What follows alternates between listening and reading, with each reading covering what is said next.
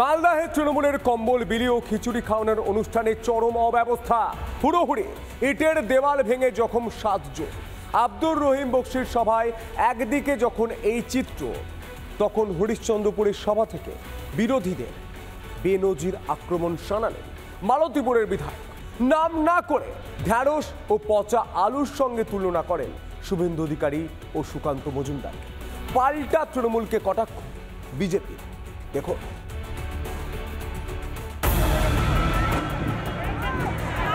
তৃণমূলের প্রতিষ্ঠা দিবসের অনুষ্ঠানে তুলকালাম, কম্বল বিলি ও খিচুড়ি খাওয়াকে নিয়ে হুড়োহুড়ি, মাটিতে পড়ে পদপিষ্ট হওয়ার জোগাড় মহিলাদের।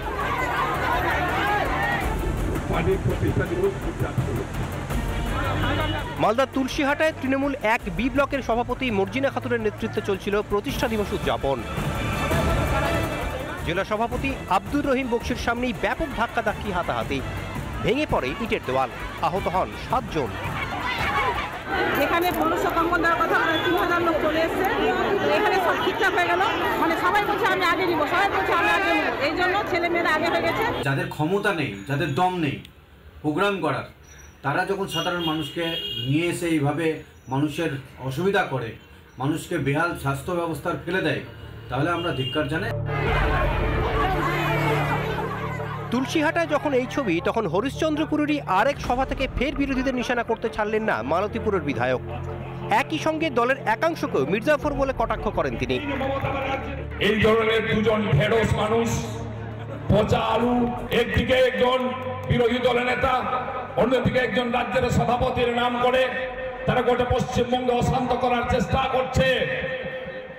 আমরা মমতা ব্যানার্জির সৈনিক, আজকে প্রতিষ্ঠা দিবসে যারা এখানে উপস্থিত হয়েছেন তাদের কাছে আমি অনুরোধ করব, বন্ধু শপথ নিন। যে সমস্ত আবর্জনাগুলো জন্মগ্রহণ করেছে পশ্চিমবঙ্গের বুকে, সে আবর্জনাগুলোকে মাটি থেকে শিকড় সহ তুলে বাইরে ফেলে দিব। কেন বিরোধীদের প্রতি বেলাকাম আব্দুর? চোরের মায়ের বড় গলা মোড়ে সাফাই আব্দুরে। বিজেপির লোকেরা মমতা ব্যানার্জিকে চা খুঁজে তাই বলছে, ওটা বেলাকাম নয়। আর রহিম বক্সি ন্যায্য কথা বলেছে যে আজকে 2 জন লোক মিলে, শুভেন্দু অধিকারী এবং সুগন্ধ ভট্টাচার্য 2 জন মিলে লাগাতারভাবে পশ্চিমবঙ্গে অশান্ত করার চেষ্টা করছেন, পশ্চিমবঙ্গের মানুষকে বিপদের মুখে ঠেলে দেওয়ার চেষ্টা করছেন, জাতপাতের নামে আমাদেরকে ভাগ করতে চাইছেন বাঙালিদেরকে। আমি বললাম সেটা বেলাকামা হয়ে গেল। যদিও আব্দুর রহিম বক্সির এহানো মন্তব্যকে পাত্তা দিতে নারাজ বিজেপি। আপনার এই কুকথা কর্মীদেরকে উজ্জীবিত করতে পারবে না, কারণ মানুষ বিজেপির সঙ্গে আছে। যত কুকথা বলবেন তত আপনাদের ভোট কমবে। হুমকি হুঁশিয়ারির ঢক্কানি না দেয় শাসক দলের রমরমা। দলের শৃঙ্খলা রক্ষা কমিটি তৈরি হলেও নেতাদের হুমকি হুঁশিয়ারিতে দাঁড়ি পড়ছে না। শাসানিত সিদ্ধহস্তদের সামনে রেখেই কি 2026-এর নির্বাচনের ঘুঁটি সাজাচ্ছে তৃণমূল?